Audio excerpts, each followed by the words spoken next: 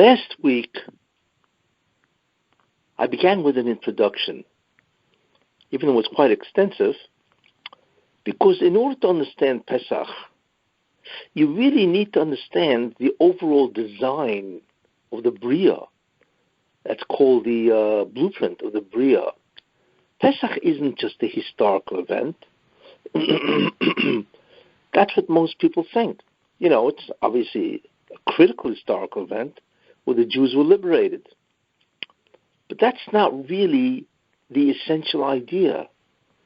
The essential idea is that Pesach was a historical event that satisfied a critical spiritual necessity, you see. And that's why events happen. They are designed, they are structured in order to allow the Jews to address a very important spiritual event. But in order to understand the spiritual event that has to be satisfied, which it is by the historical event, one has to understand the spiritual necessities. In order to understand the spiritual necessities, one has to understand the blueprint of creation. You see what it's really all about.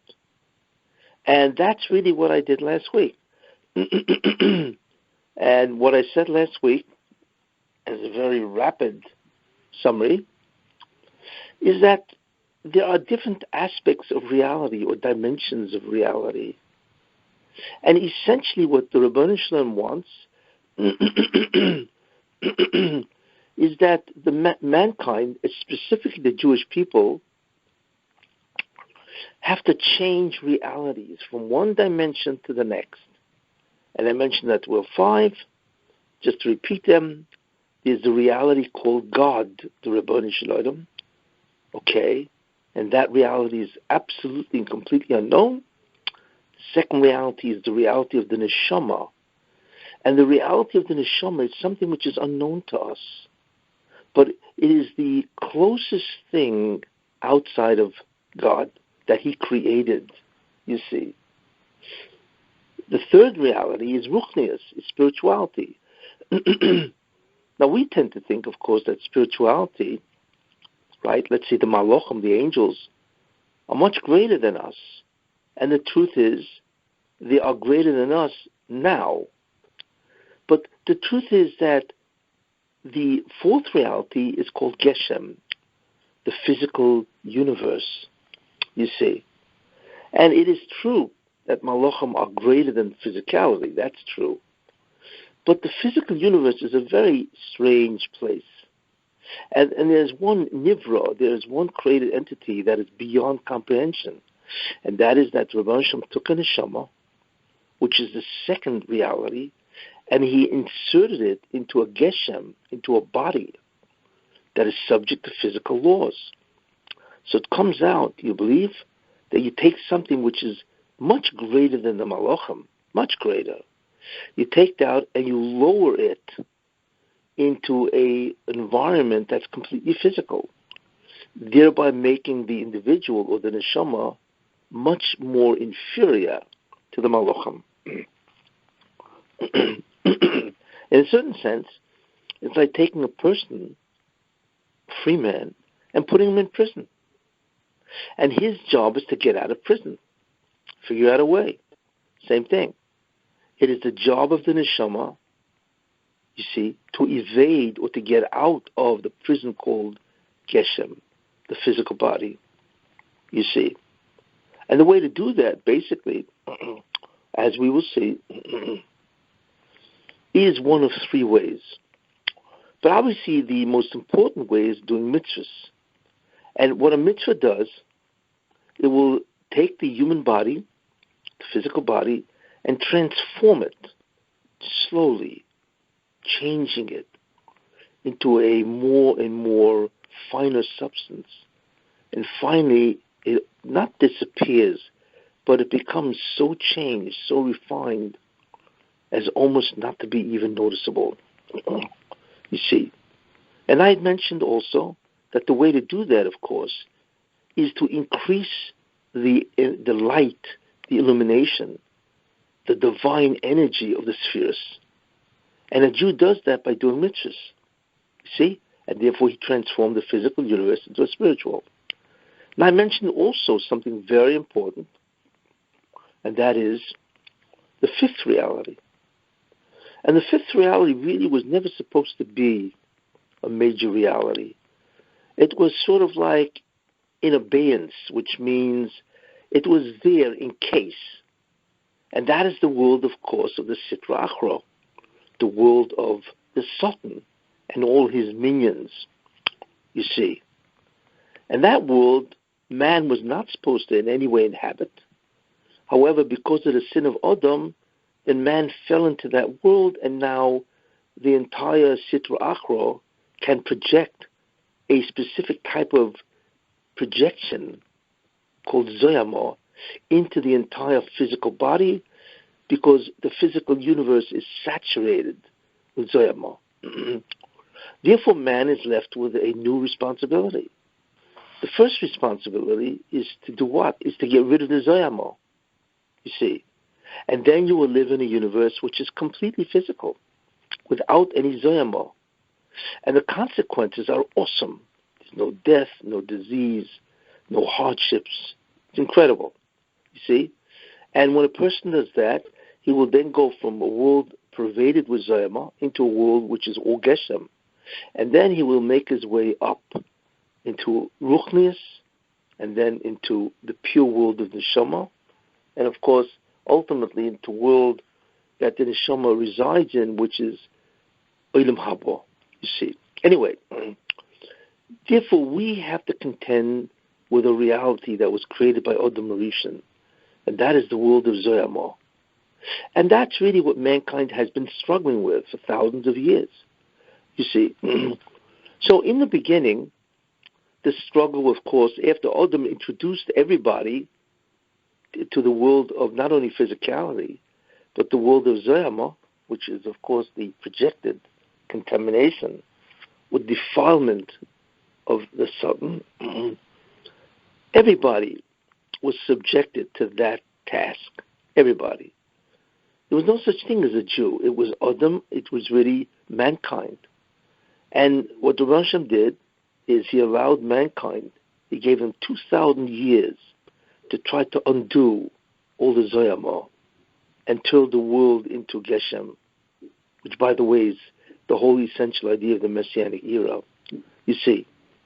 And therefore there were no Jews, there were just people, nations, and different nations, different tribes. But ultimately the nations failed.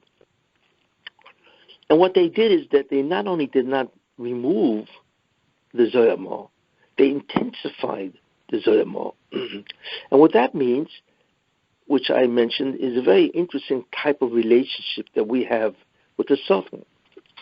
That we and the Satan are energized, given existence, by the same force, which is Kedusha, holiness. And that force energizes both of us, allows us both to exist, and gives us tremendous amount of power or potency. The question, of course, is who gets it? So it's up to us.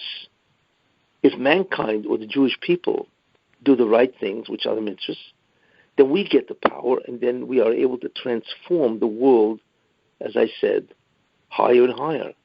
If, however, we sin, then it is the Satan that gets this energy, and that empowers him to pervade the world much more and to wield much greater power and temptations on the world, you see. So it's us versus the Satan. That's basically the whole mankind. And the only one who has control over who has the Kedusha, who has the energy, is the Jews, you see. And that, therefore, is the eternal struggle. That is the struggle between the Jewish people and the Sitra Achra and the entire satanic empire, you see. And that's really been our struggle. So for 2,000 years, God assigned this task of removing the Zoyama, because that's the first task, to mankind, anybody. and they struggled for 2,000 years. However, they failed. We know. They failed ultimately by the Mabul.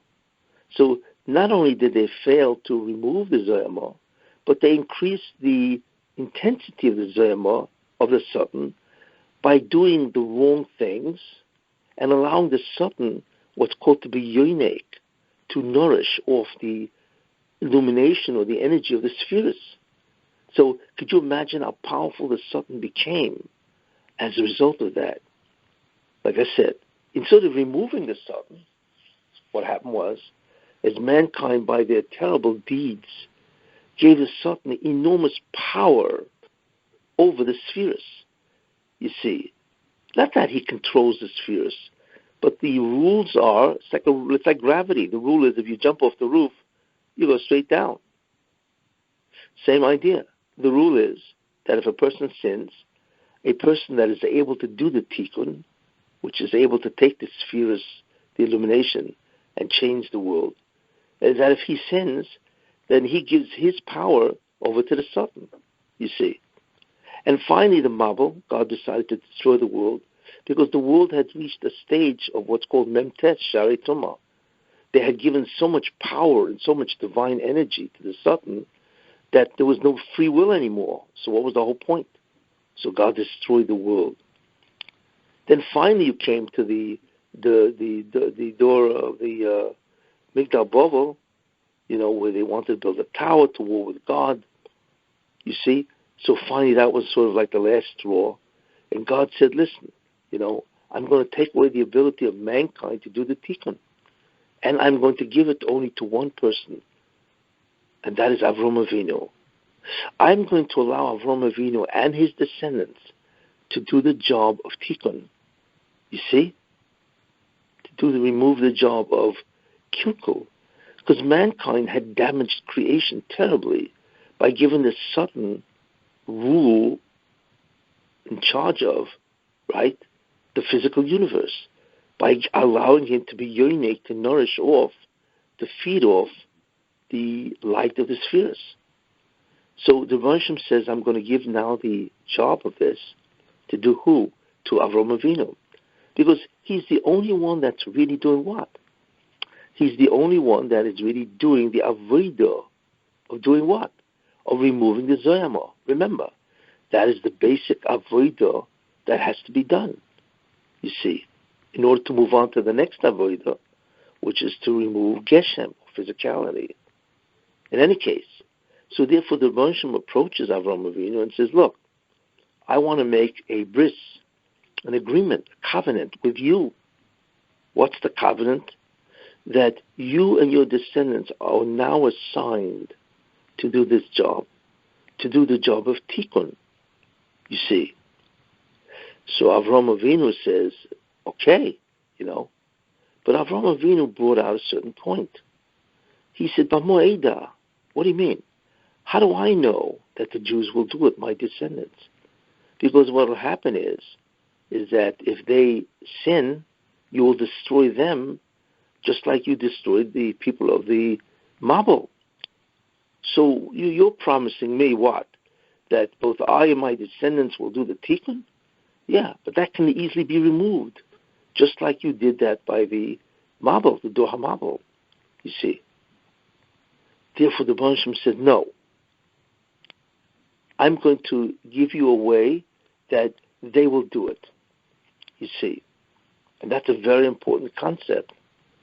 Now, what was the job of Avram Avinu, really, and his descendants? The job is this. Until by Adam, you could remove a certain amount of power that the Satan had because of the sin of Adam. It could be removed.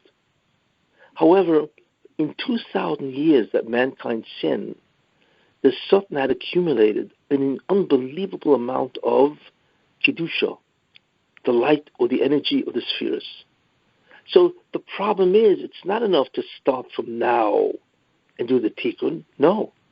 You've got to take back all the, what's called the sparks of holiness, all the energy of the Satan that mankind has given him for 2,000 years.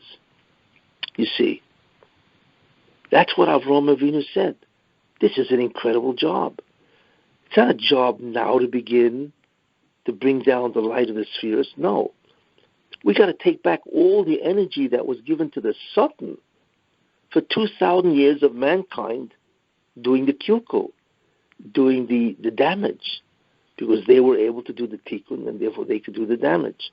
You see, because if an neshama could bring down the light of the spheres, right, then it could also give it to the Satan, which is the kilkul, the damage. So the Banshim said, that's your job. You got to undo the destruction of mankind for 2,000 years, you see. And the Banshim said, I want to enter into an agreement with you. But Avraham Avinu said, with that kind of a job, forget about it. What happens if the Jewish people sin? And they will sin, you see. So you'll destroy them, just like you destroyed the Dor HaMabul. Because they also had the job of tikkun, you see. And they didn't make it, so you wiped them out. So how do I know that the Jewish people will do it? So the Banshim said, well, here's what's going to happen. I'm going to give them not one, not two, but 3 ways to do the tikkun. And we now know what the tikkun is. The tikkun at the point of Avraham Avinu was called the removal of the kilkul, to remove the zoyama.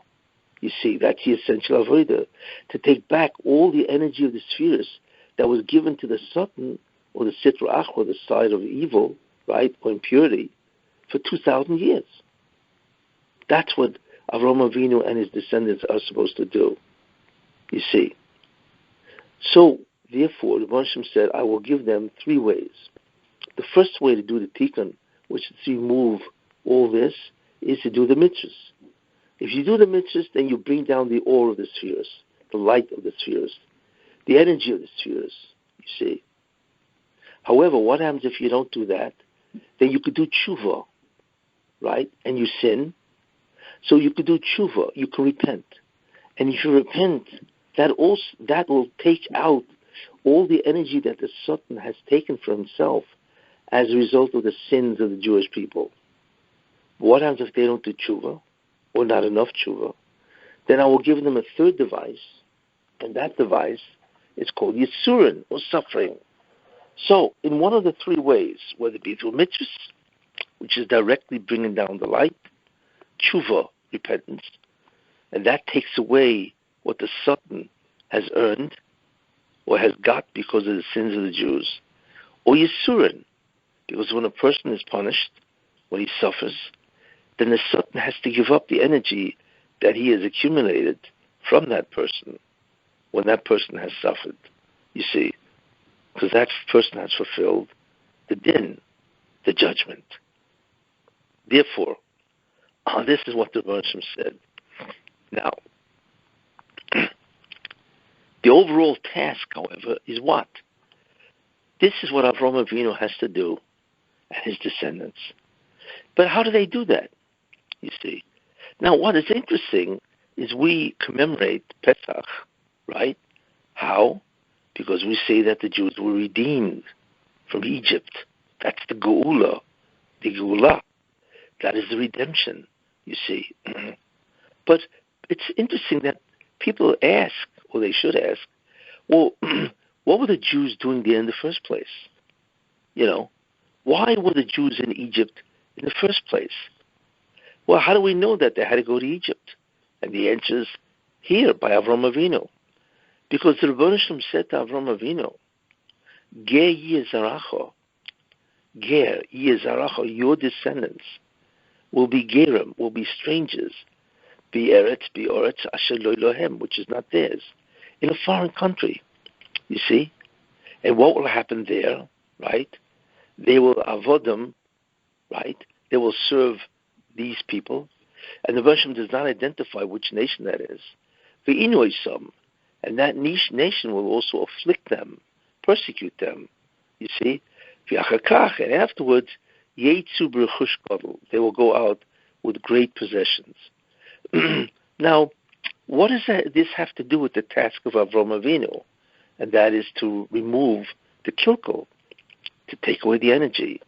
And the answer is that the way to take back the energy of the spheres, you see, the greatest way to take away the energy of the spheres from the Satan is to be in an evil environment and to remain righteous.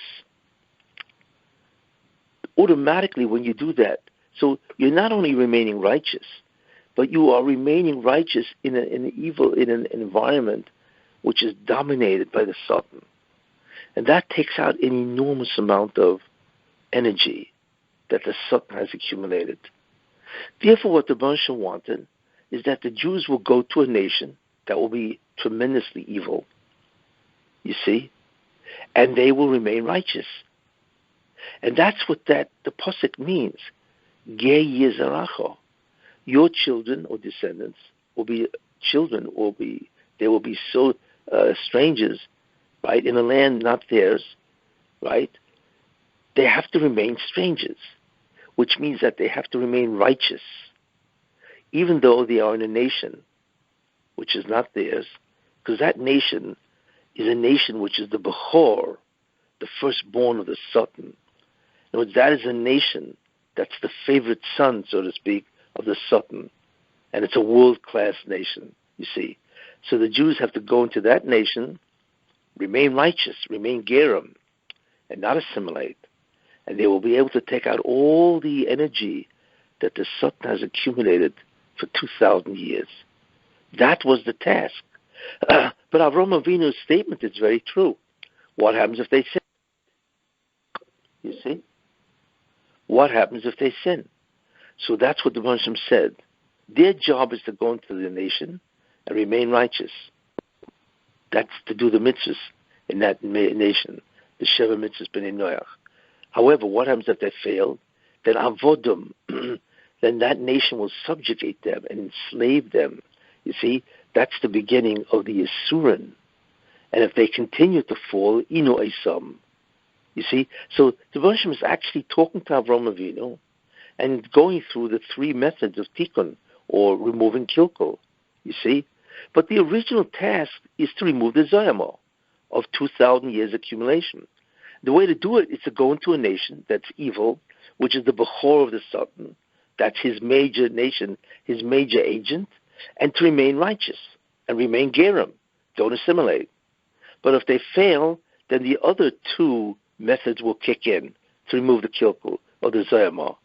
One is tshuva, and the other one is yisurin, and that's the inu avodim v'inu isam. You see, that is the reason for Egypt, which most people, interestingly, don't even think about. What are they doing there in the first place? But the reason why they're there is because the Rebbe Shem struck up a deal with Avraham Avinu that they have to do the tikkun, which in this case meant to remove the kilkel. You see? The zayama.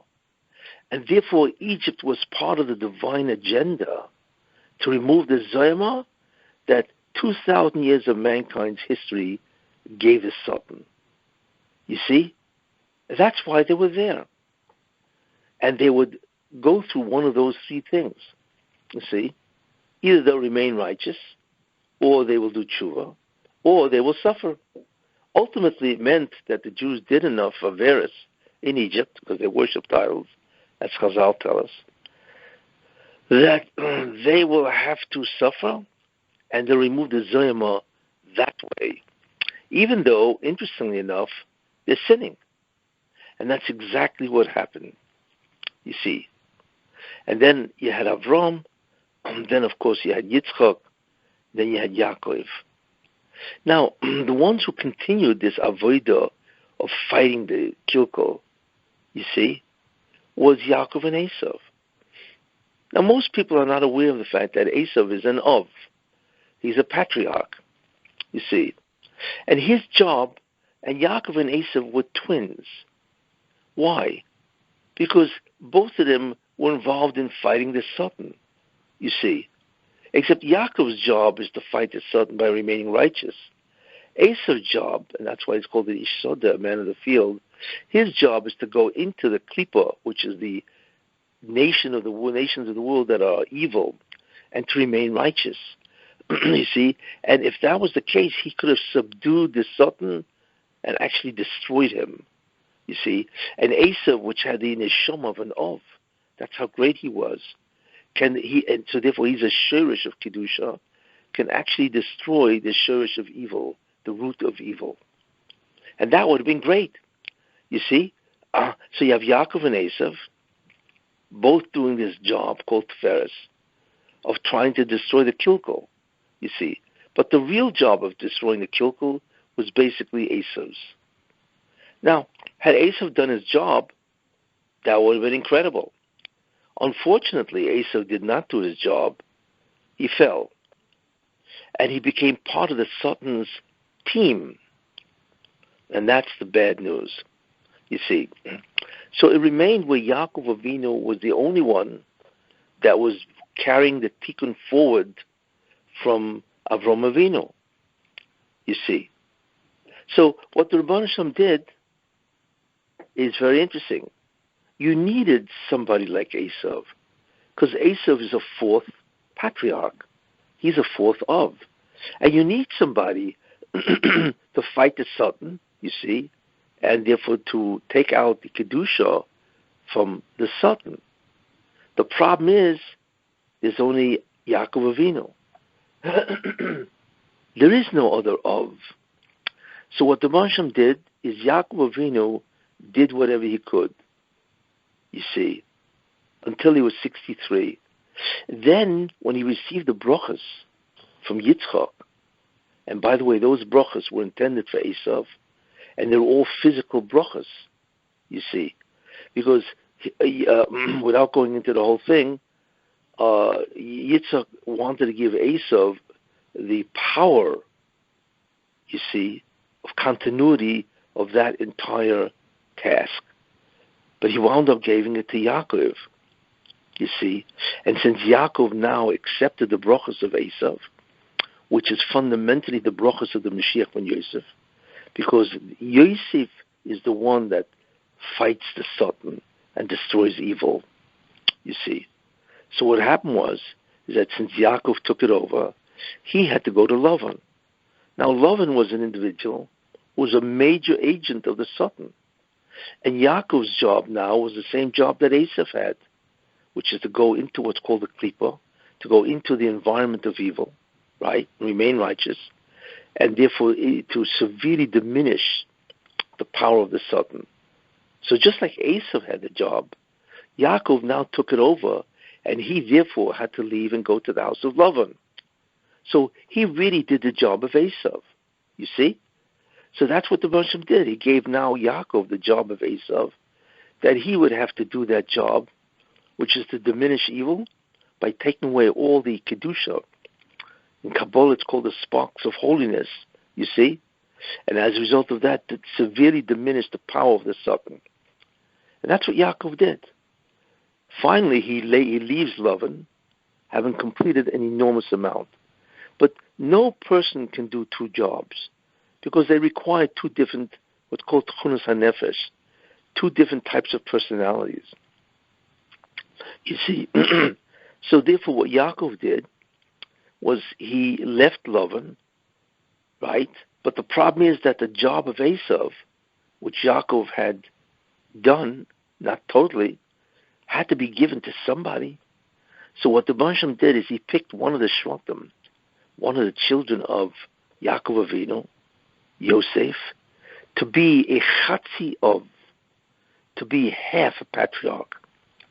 That's why the neshama of Yosef is much greater than the neshamas of the other Shvatim, you see, because he became a chatzi of.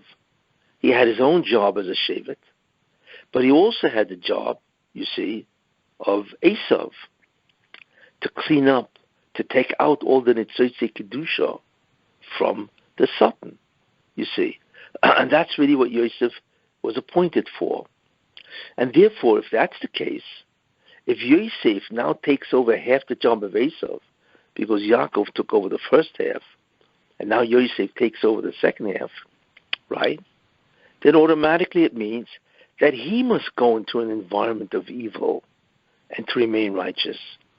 And now we understand the dreams and why it says Yaakov Shomas Adova, and Yaakov waited for the matter, because he knew the job of what Yosef was.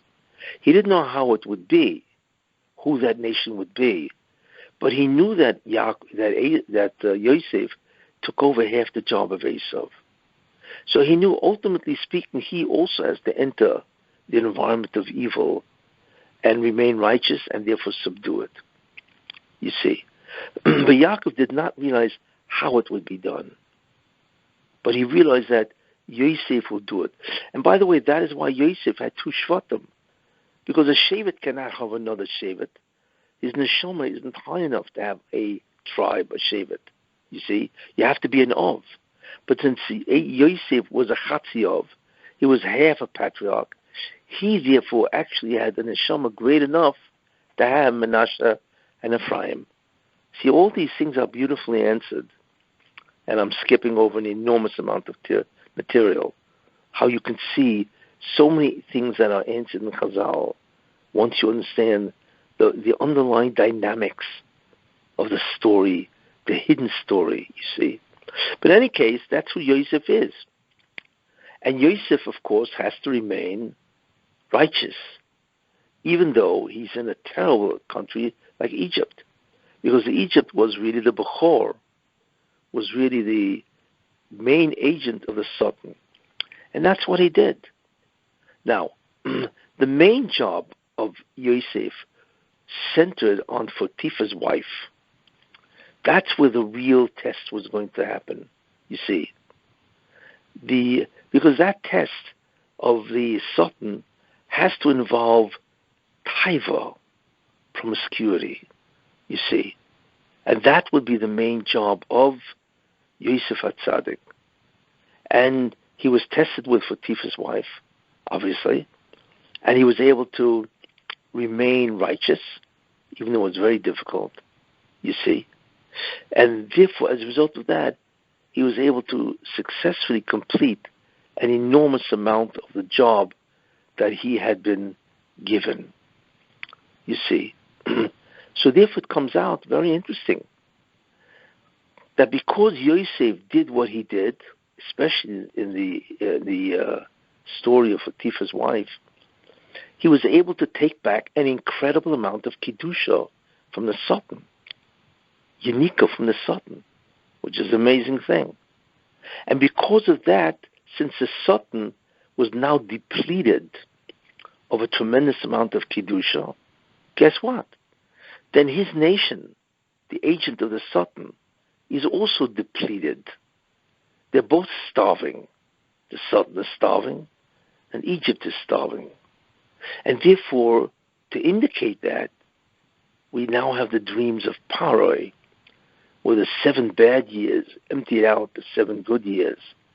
In other words, Yosef actually got power to dream about what the status of the Sultan is and Egypt because of his actions, you see.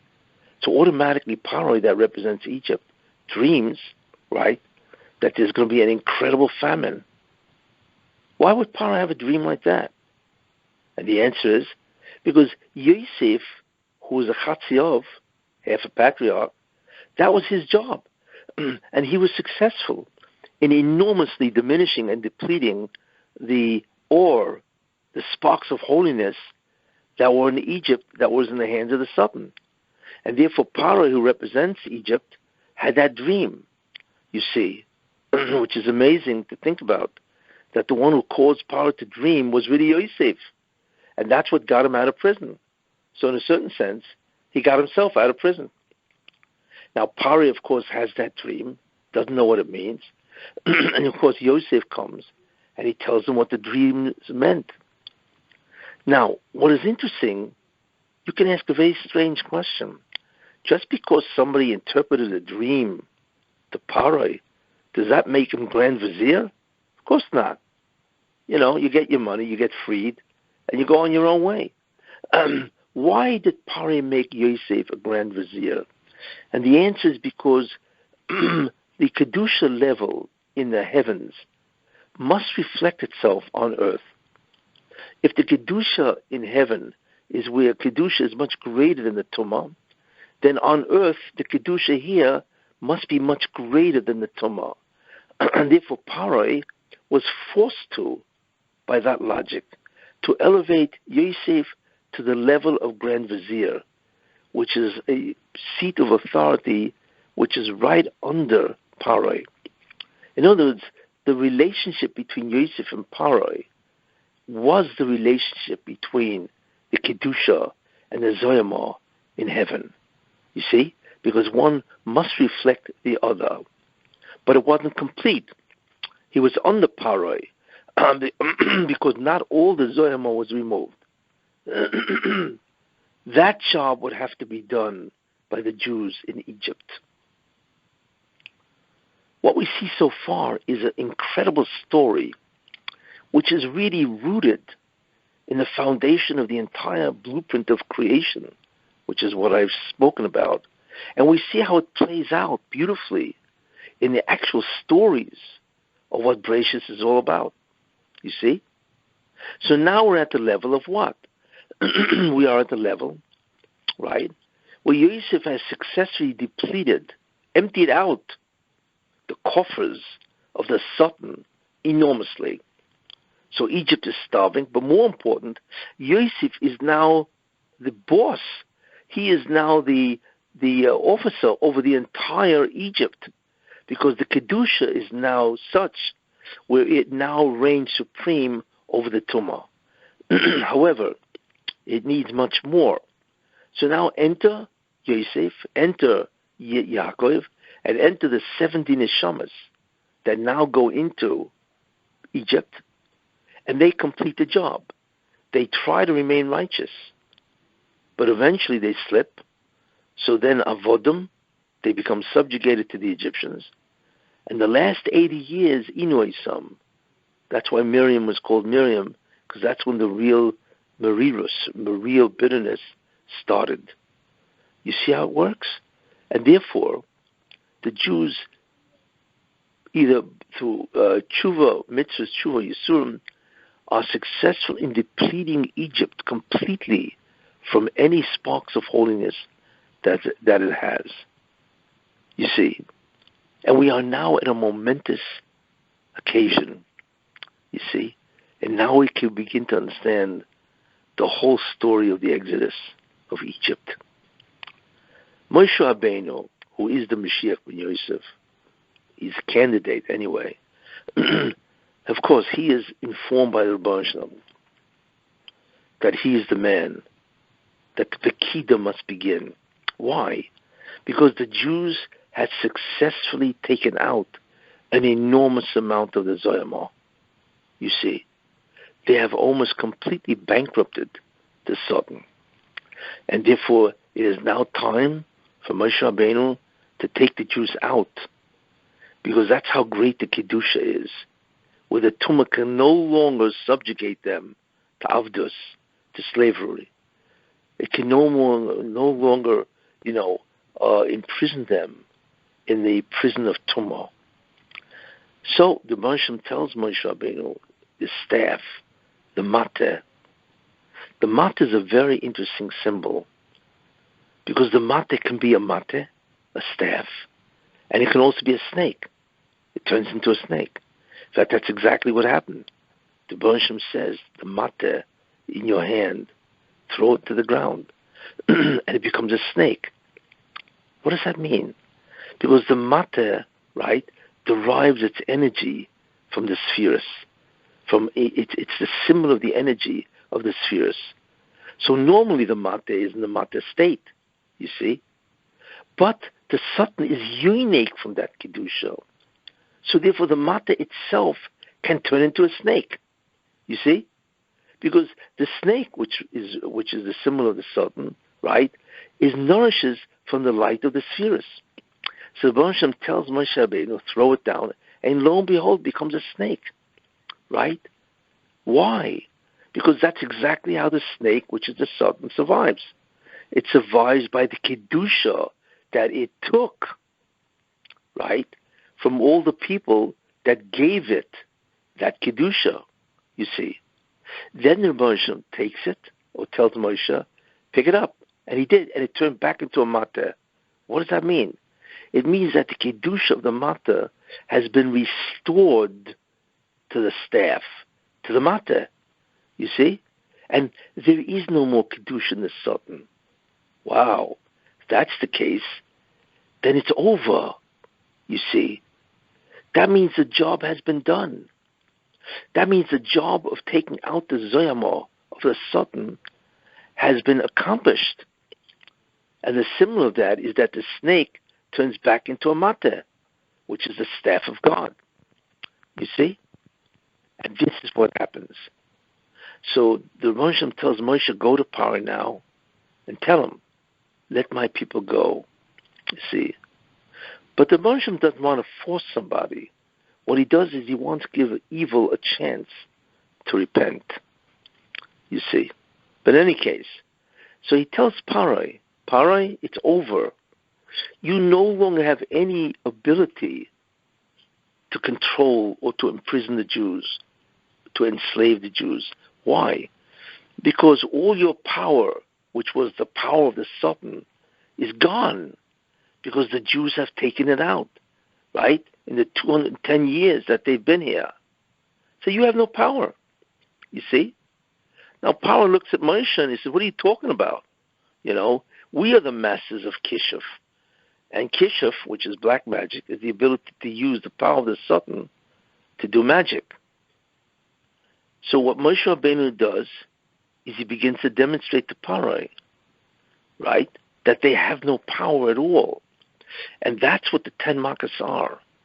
The 10 makas are really the spheres, right, turned into a physical event. Each event represents one sphere. So the energy of the spheres itself was turned into a physical event that destroyed Egypt. You see? Because the Kedusha that was in the Satan from the 10 spheres is now restored to the side of holiness. You see? So if that's the case, then the energy of those spheres restored to the side of holiness now creates an event which destroys Egypt.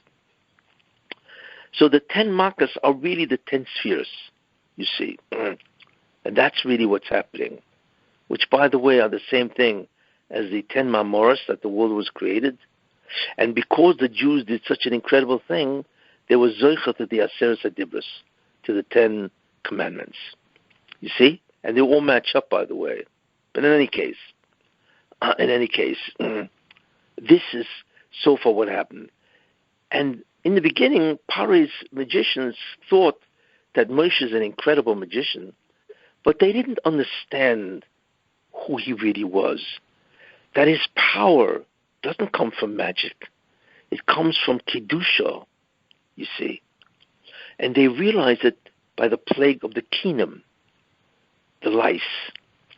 Because the rule is that magic doesn't have power over anything smaller than a barley grain. And lice is smaller than a barley grain, you see. So when he brought lice, Moshe Rabbeinu, he could do it because he was in charge, control, of the spheres, the light of the spheres. The Egyptians, they had the Zoyama of the Satan to power their magic. When they tried to replicate the Kenim, they couldn't. Then they realized that Moshe Rabbeinu isn't a person that is a greater magician than them. No.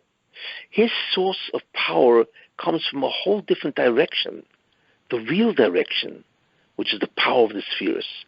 And that's why they say, Etzba Lokimhi. It is the finger of God. You see, what do you mean finger? Because we have 10 fingers. Why? Because God uses his fingers, which are the 10 spheres, to do things. That's why we have 10 fingers, you see. So they realized that Moshe Rabbeinu was tapping into one of the spheres, you see. So they said, Etzba Lokimhi, that this is the finger of God. That's the source of his magic, you see. And then they realized that they were done for. Because you can't fight the source of their own black magic.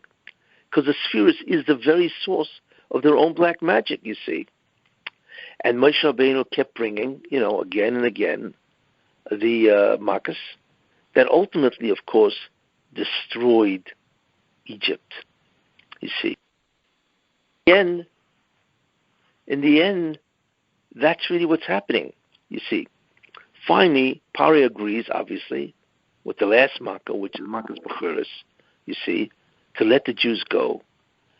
And the idea of the Jews going is because, like I said, the Jews had succeeded in doing a task, which is the fundamental task of the creation, which is to remove the Zoyama from the physical universe.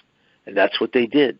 They depleted the Satan, which depleted Egypt, which is the major agent of the Satan, you see. So when the Jews left Egypt, they left with the Zoyama was now removable from the human body, you see. And they had 49 days to remove the Zoyama, 49 levels of Tumah, Memtes Shari Tumah. And that's what they did. Each day was a process in removing one of the levels of the Zoyama, you see. So by the time they stood at Har Sinai, they actually had expunged, you see, or they had removed, expelled the Zoyama from the human body. And that's why the Gemara says, when the Jews stood at Har Sinai, Nifsika Zoyama shel Nochash. You see, the Zoyama of the Nochash was removed. Now, we don't know what that means. We don't know what it means when the Zoyama is removed from the physical body. Because that type of person is not normal, you see. And they had accomplished that by being in Egypt. They stood at Har Sinai without Zoyama. Tragically, because of the Chet HaEgel, they restored the Zoyama back into the creation, you see. But not nearly as much as Odom had done, you see. Now, therefore, the Rebbe said, you need to celebrate Pesach to continue the avodah of removing the Zoyama. But you can't do it anymore with the historical event of Avdus, slavery. So therefore, you will do it through the mitzvahs. And I am now going to give mitzvahs, you see, which mirror the essential entire historical dynamics of Egypt. You cannot eat chametz, because chametz has three ingredients, right? Chametz has, it has leaven, right? It has flour and water, right? That's chametz, right? Because a Jew, right, has three things. He has a physical body, a neshama, right, and the Yetzer Hara. So therefore, you cannot eat chametz, because chametz is a food that's only appropriate, basically, for somebody who has zoyama. You can only eat matzah. Matzah only has flour and water, which is the neshama and the guf. And there is no zoyama, right? So because there's no Yetzer Hara. You can only eat matzah for 7 days. So that commemorates, right, the concept that a Jew is free from the zoyama during Pesach. Now, the Jew eats mara. Why? Because the primary way they got rid of the Satan was through Yisurin, suffering. And that, of course, is represented by mara. Now, what the Jews had done, which I mentioned in the previous year, is they had removed the zoyama, right, from the Satan. And the 4 worlds of Tumah, which I mentioned in the first year, collapsed. Those are the 4 koisos that we drink. Each kois is a redemption from one environment of evil, you see, which I mentioned in the previous year. And that is why we drink 4 koisos, you see, to commemorate that we have been removed. We actually did the job successfully, at least then, to collapse the environment, the 4 environments of evil, you see. However, since the Zoyama returned, right, and we did not get rid of it, right, and we did not turn Geshem into Ruchni, that's the 5th kois. Because if you remember, Eliyahu Novi, he went to heaven with his body, you see. So he went to heaven with his body without having converted his body, without dying and removing the Zoyama.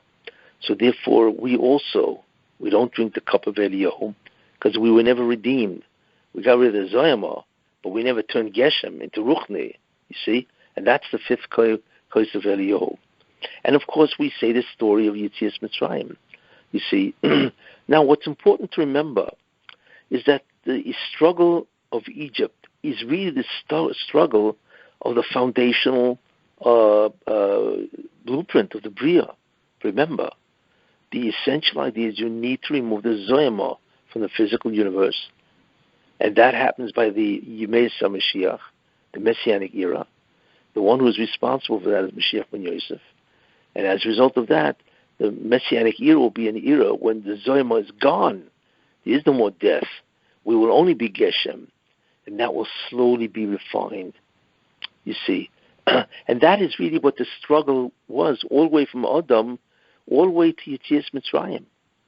That is what's called a universal struggle. That is a struggle for all time. Because that's the thing that we are really involved in, you see, to remove the Zoyama.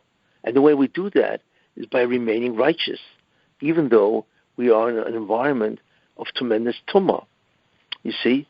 Now we are basically in the environment of Edom, you see, which is the Bechor of the Satan, basically, you see. So that's what we are trying to do. We are in Golus, which is Avdus, in Edom, which is comparable to the Golus of Jews in Egypt, you see. And therefore, we are trying to remain righteous and not be assimilated. You know, unfortunately, a lot of Jews are assimilated, but there's a lot of suffering going on. And the Moshe keeps a cheshbon, a reckoning, that even those neshamas which are assimilated, they also will have a tikkun because of Gilgulim and so on. But the main idea is that we are duplicating the task of the Jews in Egypt. Because that is the ultimate task, the universal task. To remain righteous in an evil environment, right? And therefore to deplete the Satan of all the sparks of holiness, you see, that he has accumulated over the thousands of years of the sins of the Jewish people, and slowly to remove it, to extricate, to remove, to extract all that kedusha from the Satan, and then ultimately the Satan dies. And that is called the tikkun haklali, the true redemption. So this is what we see. We now understand what Egypt is. Egypt is a historical event in which the Jews removed the Zoyama. Simple. That's really what it's all about. And it took thousands of years for the Jews to do that. But that event was the historical event. So that is called the primary tikkun event. We are involved in the secondary tikkun event, and we remove the Zoyama, right, by observing the mitzvahs of Pesach, which symbolizes the struggle of the Jew, you see. And as a result of the Pesach that we keep, and the fact that we struggle to remain righteous, ultimately there will come a time when there will be a Pekida, when we will have done the job, and the Banshim will say to the Mashiach ben Yosef, it's time to take them out. And we are very, very close. We now understand the real essential idea of Pesach, that it's part of the universal cosmic battle of the Jew against the Satan, to remove the fifth reality of Zoyama, to get away from that, and to really have the reality called Zoyama Geshem, and that will be the Yemei Mashiach, you see. So this is what Egypt is all about. It's something which goes on again and again until the Mashiach comes. And this is really what should be said over by the Pesach Seder, you see. In fact, if you think about it, there are 15 things you do by the Seder. So I once put together an interesting idea, that these 15 ideas constitute the whole plan of creation. So if you remember it, what was the first one? Kadesh. In the beginning there was HaKadosh Baruch Hu, right? There was God, right? Urchatz. The Rebbeinu Shem washed his hands of the Bria, that's called Tzimtzum, and he created a world in which his presence is devoid.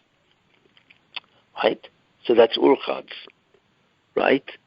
Then we have Kadesh Urchatz, Yachatz, Karpas. So then he Karpas stands for Samach Porach, 60 worked. And those are the 600,000 neshamas of Odom Rishon. And his job was to work. You see? So he created man to do the task of tikkun. Then we have Rochsa, right? That Odom Rishon, his job, right, is to wash his hands away to remove the Zoyamo. Okay? Then we have Magid. So the first way he does that is Magid. He declares the greatness of God, which are the mitzvahs, right? He does that. And then we have Matzah. And if he does Moitzi Matzah, and if he does that, then he brings out the Matzah. Remember, the Matzah is the body without the Zoyama, because it only has two ingredients, right? Then Moro Korech. But if he doesn't do it that way through Magid, then he will be bound, Korech, bound, Moro, to suffering. And that's the way he will do the tikkun, right? And so on. And then, if he does it through that way, right, then there will be what's called Shulchan Aruch. Then he will be Zoicha to the Shulchan Aruch, the prepared table, which takes place in Olam Haba, right? And what happens there? We have what? We have Hallel. He will sing praises because he will be masig, comprehend Safun. God. What was that? Safun. Isn't it Safun Barech? I can't hear you. What? Safun Barech. Tzofan, yes, I skipped one, yeah.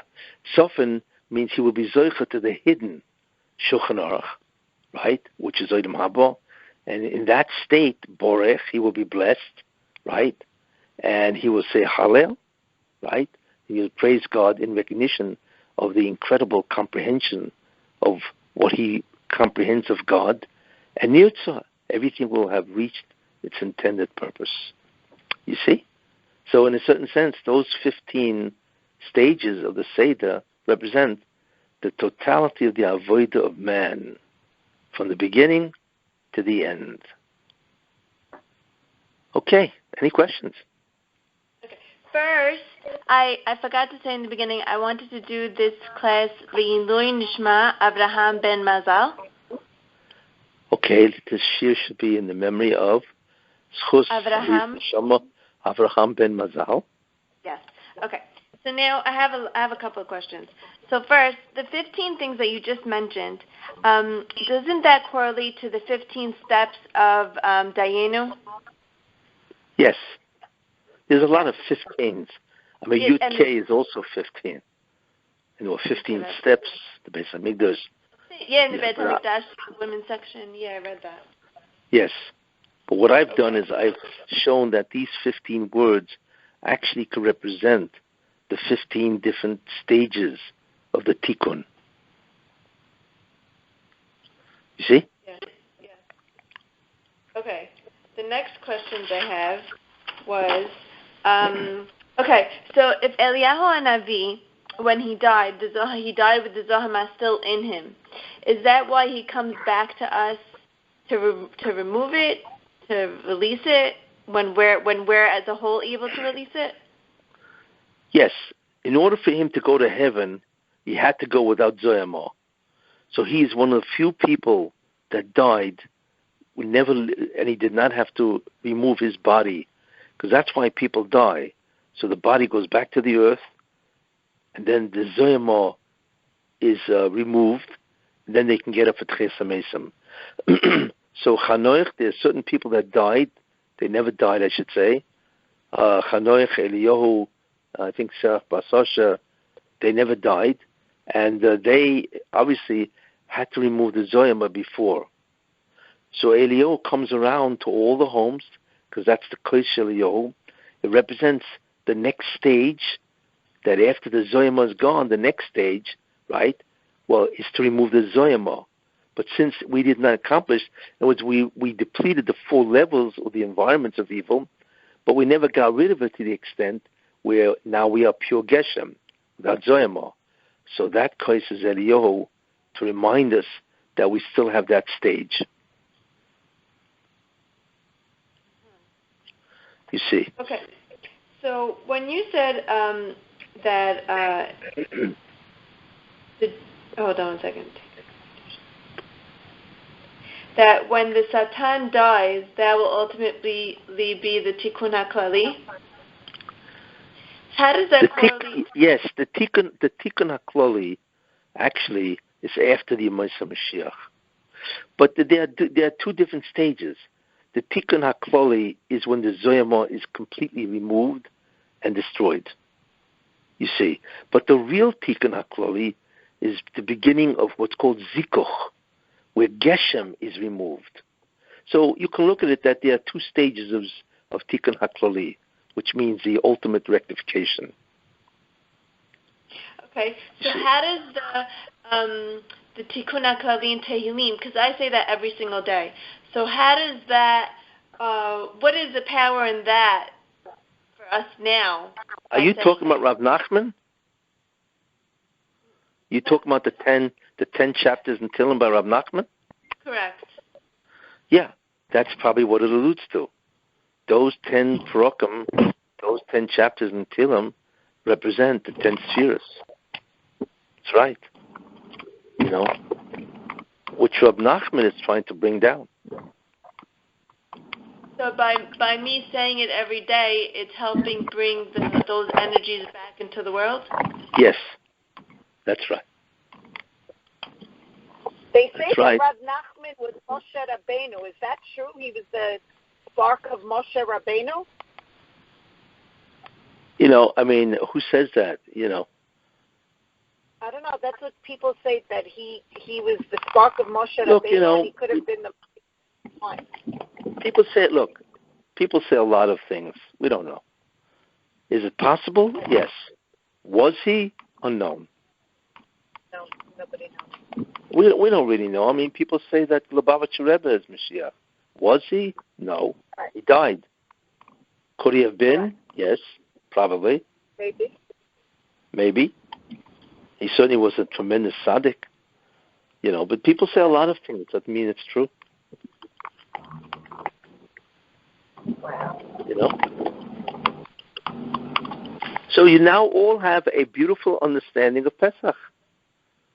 And it's not just Pesach, how Pesach fits in to the whole struggle of the Jew to do the tikkun. Except it was the first attempt. In fact, it was the final attempt from Odom Rishon. Unfortunately, it failed to a great extent, but it's an ongoing process to remove all of that. You see?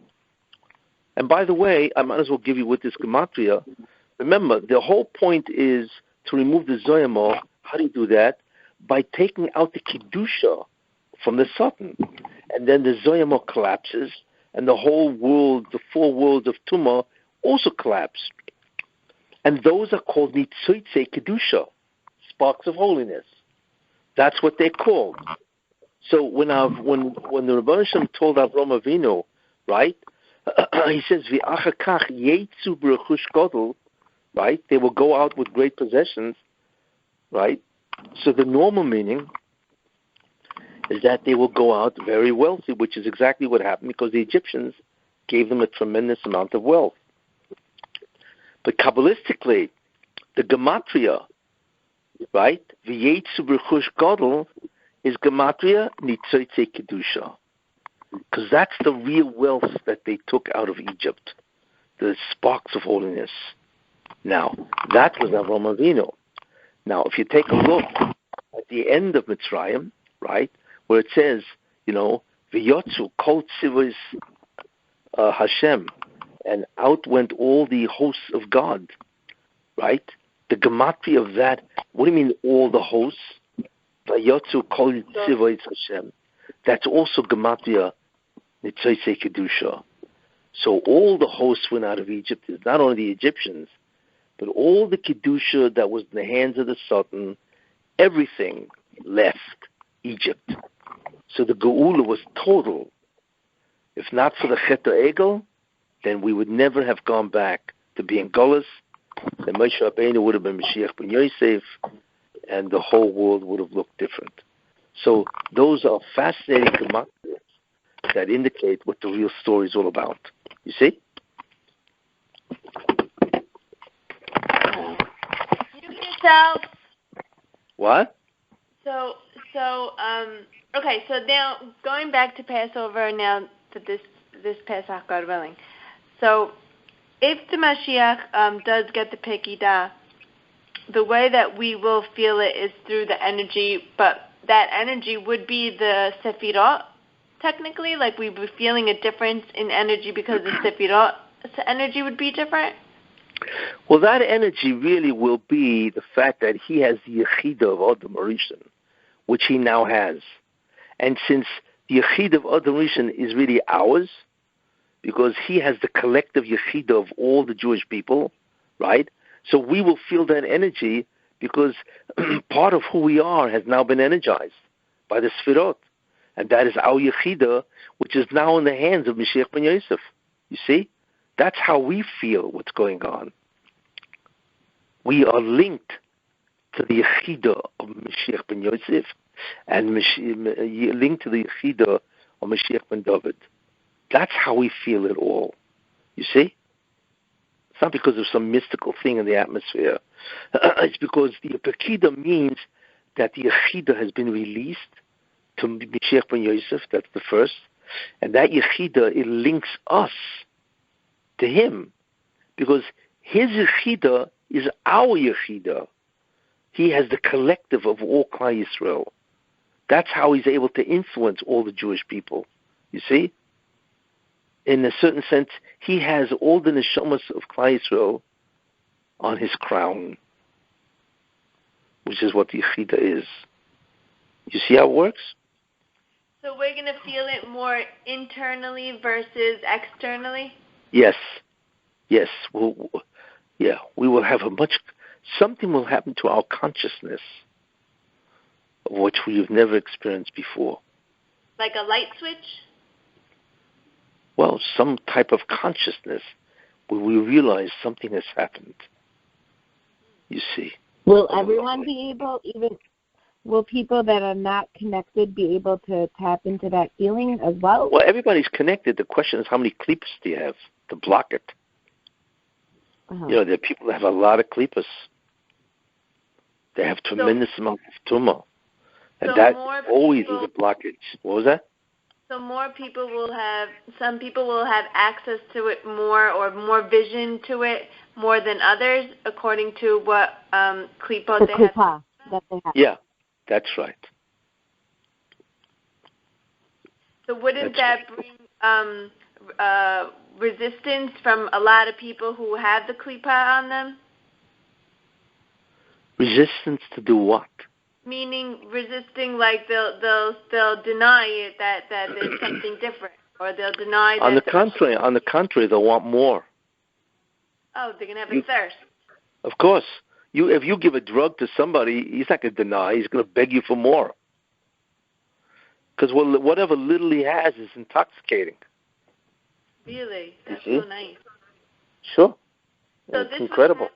This could happen over Passover, where there's a shift in consciousness, and then there's like a momentum.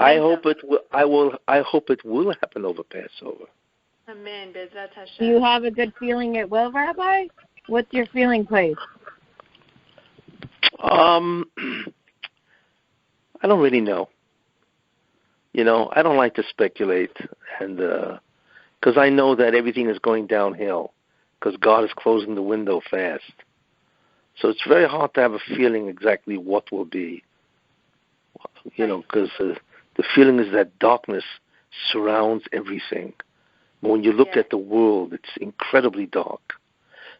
So that I do feel. Yeah. Tremendous amount of what's called Yurida or Yurida. Tremendous descent of Kedusha and a tremendous rise in Tumah. It's unbelievable what's out there. The Hashkafa and so on. So it's you know, so therefore the darkness itself, as the window closes more and more, you know, that's a block. very hard to feel anything with that kind of a darkness. You look, it says, and I will surely hide my face on that day. And that hiding face means that you don't feel. That's how hidden it is. It's true, because you have like all these, like, that's the confusion also. Like, it's all this, one day you could be up, one day you could be down. It's just like tohu vabohu. Yes. Really. Yes, that is the period of time we are now in. Terrible time. Terrible. You know. Great. Okay. So it would be nice. What? What'd you say? Rabbi, yes, coming this weekend. If he's coming, well, like I said, I just answered. I hope he will, but do you think Mashiach is going to come this year? I think we're very close. Timing is hard to do. What? Years? If he doesn't come this Passover, if the Pekidah doesn't happen this Passover, we have to wait till next? Well, the Pekidah theoretically can happen any time, really, even though Nisan is the time of Geula. But that's when it's revealed. That's when the Pekidah is open. It's like that's the time when Moshe Rabbeinu came to Egypt. You know. But it can happen really any time. It can happen on Shavuot any time. As soon as the tikkun is complete, it can happen.